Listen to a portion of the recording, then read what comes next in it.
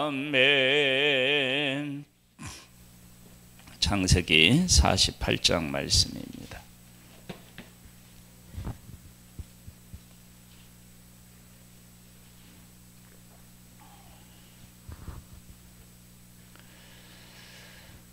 창세기 48장은 야곱이 요셉과 그 아들들이 왔을 때 축복하는 내용들이 나오는데요. 이 내용은 48장은 예언적 의미의 그 모습을 고백을 많이 만날 수 있습니다. 야곱이 나이 많아서 제대로 보지도 못하는 그런 상태에 있었지만, 그러나 육신적으로는 제대로 볼 수 없었는데 영적으로는 앞으로 될 일에 대한 것들을 아주 정확하게 먼 미래에까지도 바라보면서 이야기하는 모습을 보면서 하나님의 약속을 받은 사람들이 인생을 어떻게 살아가야 하느냐, 우리가 주 앞에 갈 날들이 가까워 올 때, 주님과 동행하는 시간들이 많아졌을 때 어떤 모습으로 우리가 살아야 하는지를 잘 보여주고 있습니다. 보겠습니다. 이힐 후에 어떤 사람이 요셉에게 말하기를 네 아버지가 병들었다 하므로 그가 곧 두 아들 므낫세와 에브라임과 함께 이르니 어떤 사람이 야곱에게 말하되 네 아들 요셉이 네게 왔다 하매 이스라엘이 힘을 내어 침상에 앉아 요셉에게 이르되 이전에 가나안 땅 루스에서 전능하신 하나님이 내게 나타나사 복을 주시며 내게 이르시되 내가 너로 생육하고 번성하게 하여 네게서 많은 백성이 나게 하고 내가 이 땅을 네 후손에게 주어 영원한 소유가 되게 하리라 하셨느니라.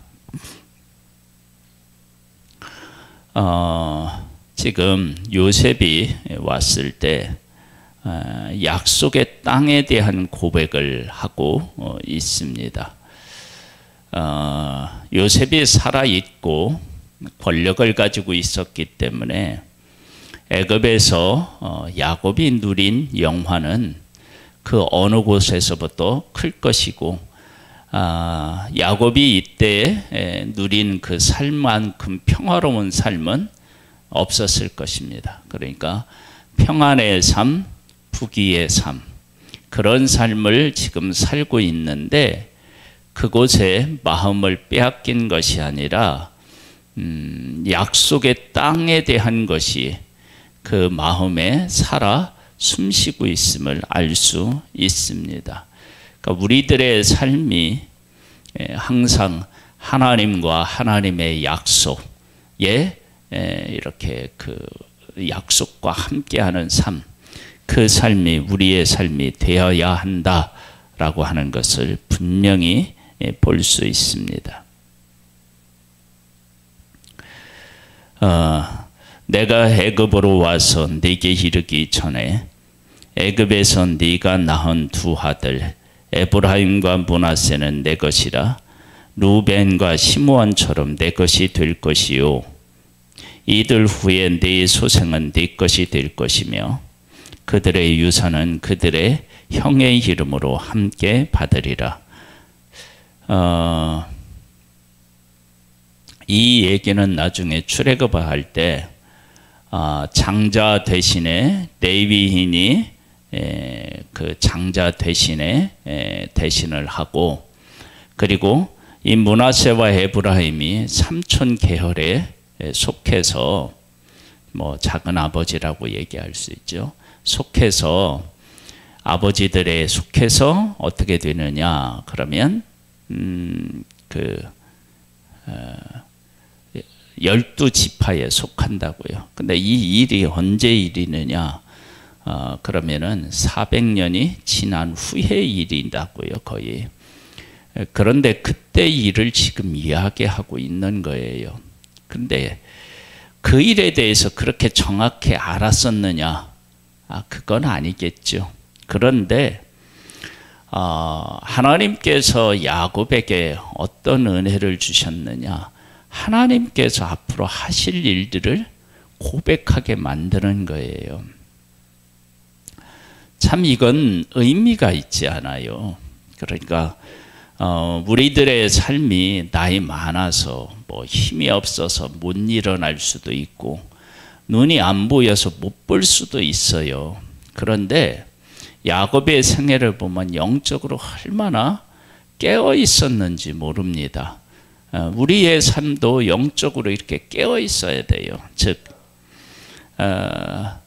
야곱 같은 경우는 좀 전에 말씀드렸듯이 애굽에 와서 요셉의 봉양을 받으면서 살아갔던 이 시간이 인생에 있어서 가장 편안하고 그리고 가장 부귀영화를 누리는 그러한 때인데 그는 그것에 마음을 빼앗기지 않고 여전히 하나님의 약속을 그 마음에 담고 살았고, 그리고 그런 담고 살아가는 그 약속 속에 무엇이 살아 숨쉬느냐?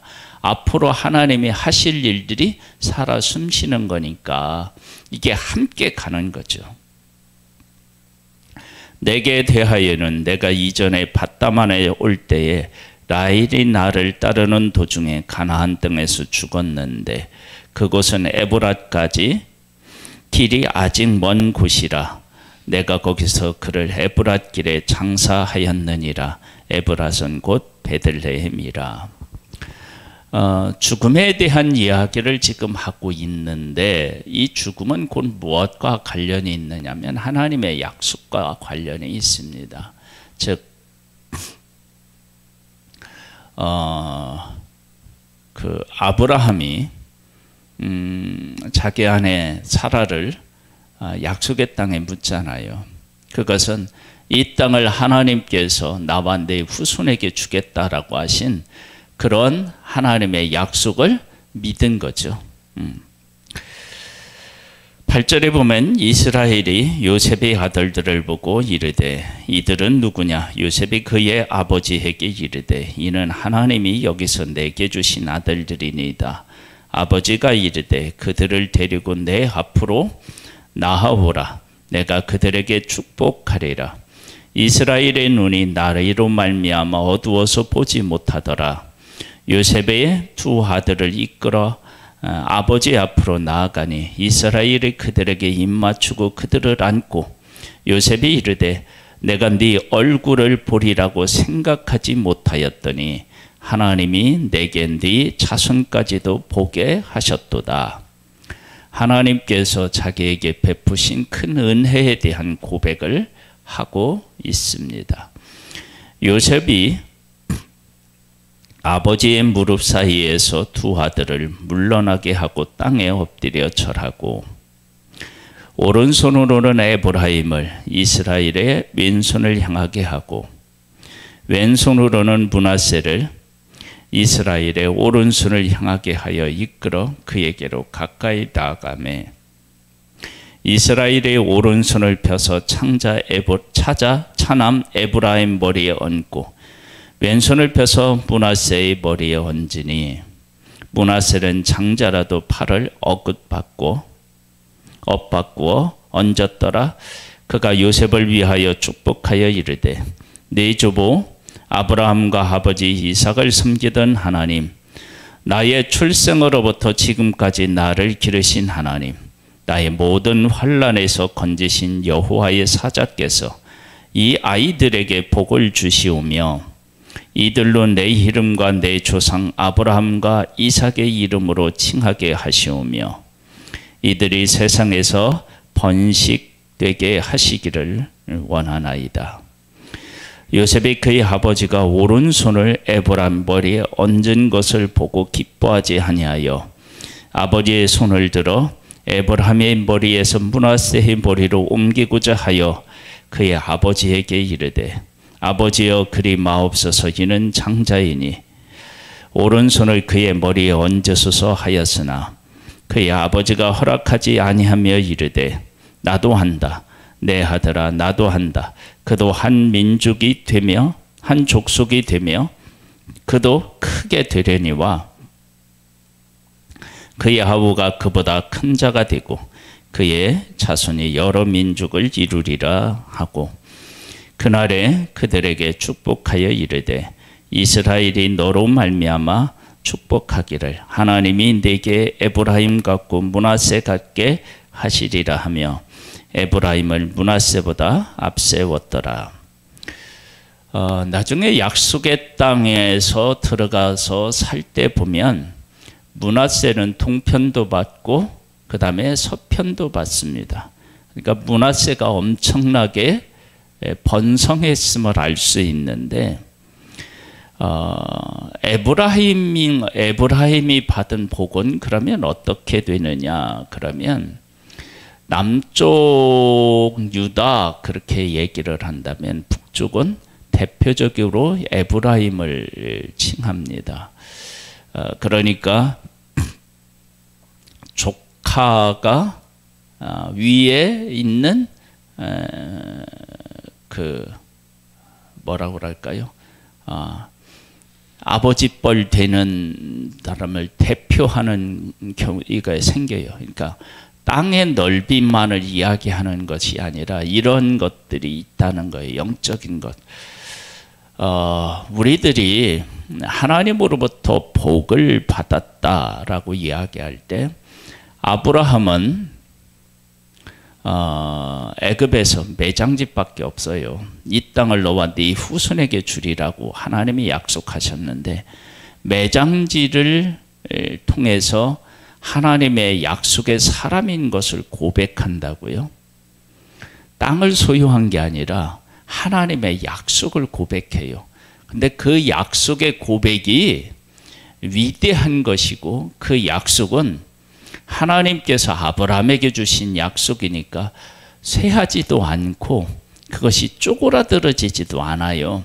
그 약속은 아브라함에게 하셨는데 그 약속은 지금까지도 어떻게 해요? 유효하다고요.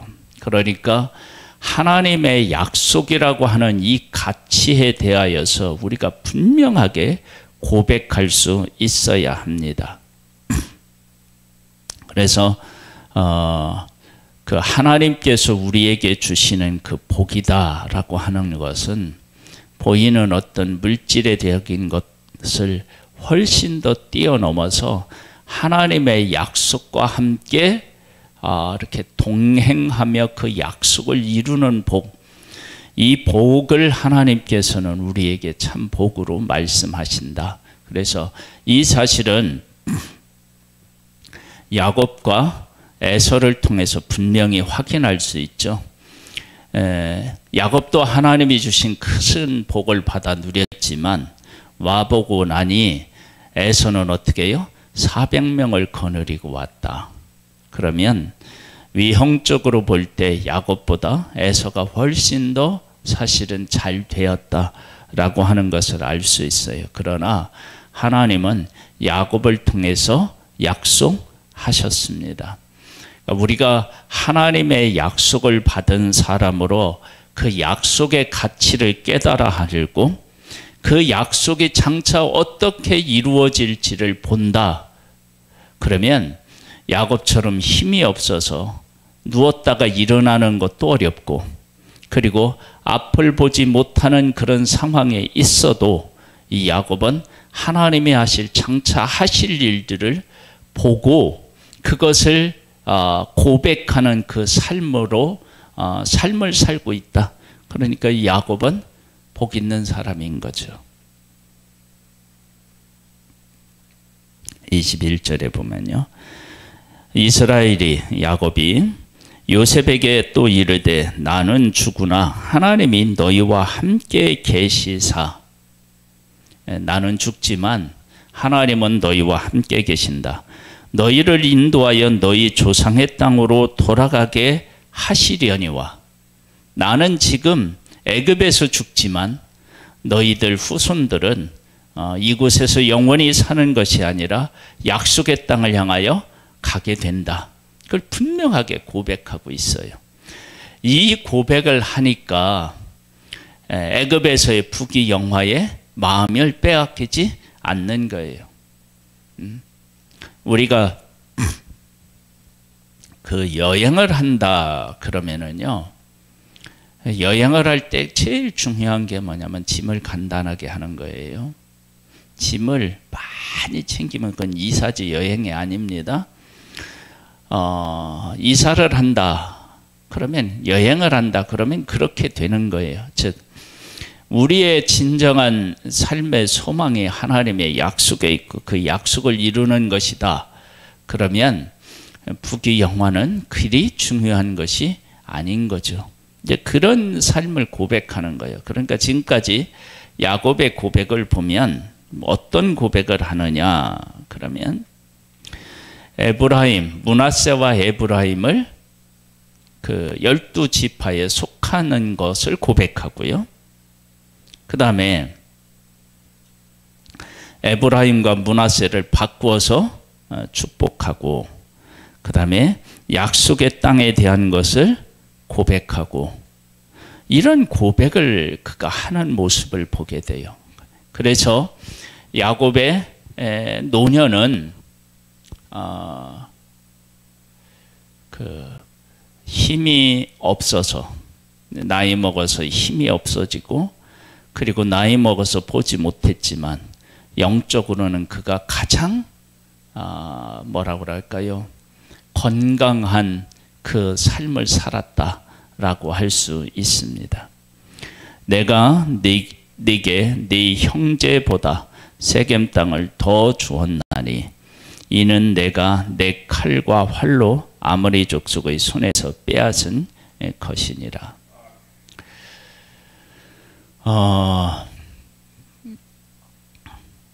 지금 여기서 빼앗았다라고 하는 것은 진짜 야곱이 이렇게 했느냐, 그것이 아니라 이 약속의 땅은 그래서 앞으로 분명히 가야만 되는 곳이다 라고 하는 것을 분명히 얘기해요. 이곳은 포기할 수 없는 땅이다, 그렇게 이야기하고 있습니다. 고백하고 있습니다. 우리의 삶이 정말로 복 있는 삶이다 그러면 하나님의 약속, 다른 말로 얘기하면 예수 그리스도가 다시 오실 날을 소망하면서 우리가 살아가는 것, 그것을 이야기하기도 하고, 또 지금 우리들에게 주어진 하나님의 말씀을 따라 살아가는 것을 이야기하기도 합니다.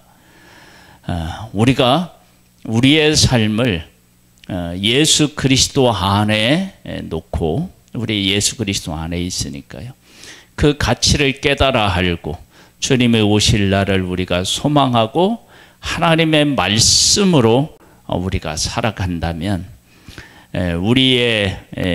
우리의 육신이 야곱처럼 힘이 없다 할지라도, 보지 못한다 할지라도 그것을 뛰어넘는 복을 우리는 받아 누리는 것입니다. 이 약속적인 삶, 약속에 속한 사람으로서의 삶의 승리가 우리 성도님들에게 있기를 주님의 이름으로 축복합니다. 하나님 아버지, 우리에게 영적인 일에 대한 가치를 깨달아 알 수 있도록 하나님의 성령으로 우리를 돌보아 주시고 이끌어 주옵소서. 야곱은 세월이 흘러서 몸에 힘도 다 빠졌고, 그리고 눈은 보이지 않았지만 그가 앞으로 될 일, 400년 후에 될 일까지도 그가 이야기하는 모습을 보게 됩니다. 하나님께서 하실 일을 야곱을 통해서 고백했고, 그 고백을 하는 야곱을 보면 그런 정말로 하나님의 사람으로서 복된 사람이구나 라고 하는 사실을 만나게 됩니다. 하나님 아버지, 우리들에게도 하나님의 하실 일들을 고백하고 그 위에 내 삶을 견고하게 세우는 복을 누리기를 소망합니다. 하나님의 성령님을 우리에게 보내주셔서 깨우치시고 우리를 붙잡아 주시고 이끌어 주옵소서. 예수님의 이름으로 기도드립니다. 아멘. 하늘에 계신 우리 아버지여, 이름이 거룩히 여김을 받으시오며 나라에 임하옵시며 뜻이 하늘에서 이룬 것 같이 땅에서도 이루어지리이다.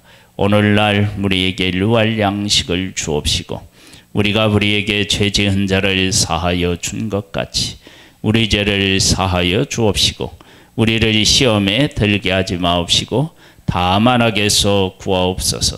대개 나라와 권세와 영광이 아버지께 영원히 있사옵나이다. 아멘.